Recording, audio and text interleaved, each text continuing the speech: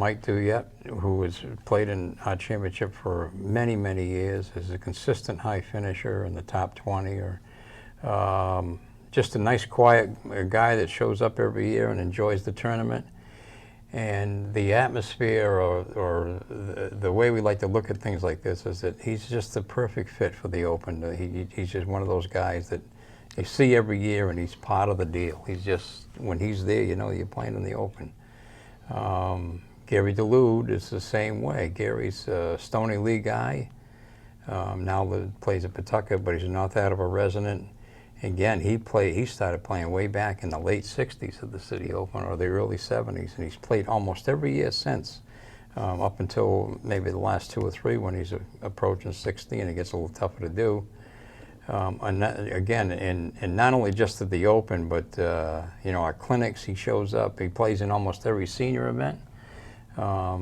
He's never afraid to jump in if we need somebody to help with the scores or whatever. And the last inductee is a committee member, Jay Poria, who, you know, everybody has their niche in the committee. Some of those niches overlap, obviously, but Jay has the unique ability to figure some things out as far as making the tournament better. He'll come up with like scoreboards that used to be plywood things that were splintered and painted and the paint peeled and all that. Well, he made some beautiful things out of aluminum and magnetic that really dressed up what we're trying to do. Probably a lot lighter too. Oh, yes. You know, and beautiful stands that go with it, made out of, you know, and they snap together properly. They're not nuts and bolts. And he took us from the dark ages up to something new.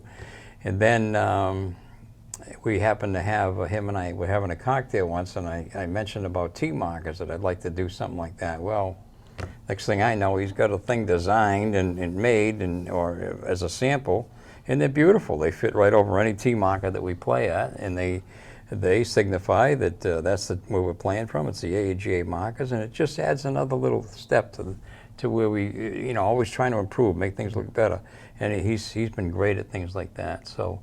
And he's an excellent golfer too. Oh, he's gotten better with age. Better, like fine wine, that fella. And if I'm not mistaken, I believe Jay Poirier was one of those people who did not take up the game until he was older. Exactly, and he went from like a 10 handicap down to 0 or 1. He might not have ever been 0, but he was certainly, I've seen his handicap thing, he's been down to 1, his index. And he lives in Florida for the most part now, but he does come up here for this tournament and other things. And his business, of course, is here in North Attleboro, but his golf game is really very good. Beyond that, you know, beyond just what he does for the committee, and beyond that, what he does for the golfing community.